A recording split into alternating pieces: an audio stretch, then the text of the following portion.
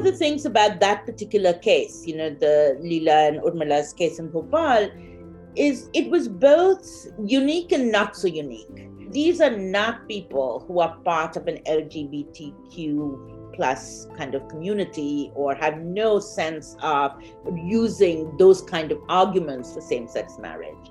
So that tradition has been going on for a long time.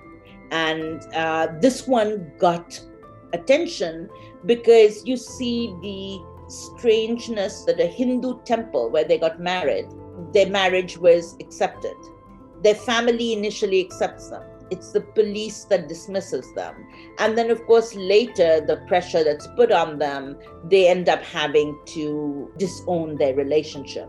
Now, it becomes an interesting point of discussion. It really questions the way in which we understand tradition and modernity.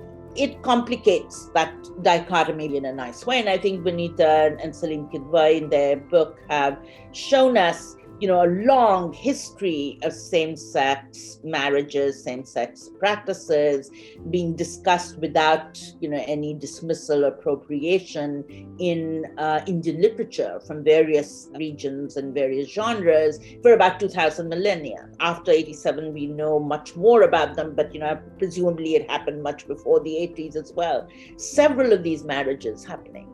Female marriages in temples, and these people not using any gay movement arguments, these people using very traditional arguments. The argument that, our souls, we were in love in a previous janam, we are now born again as partners and we will live together. And, priests, Hindu priests in temples recognizing that. So tradition may not be this backward looking thing on this particular issue that we often think it is. I like this particular case because it reminds us that it is not this Western LGBTQ movement that's influencing that demand for same sex, that it's a much more complicated picture.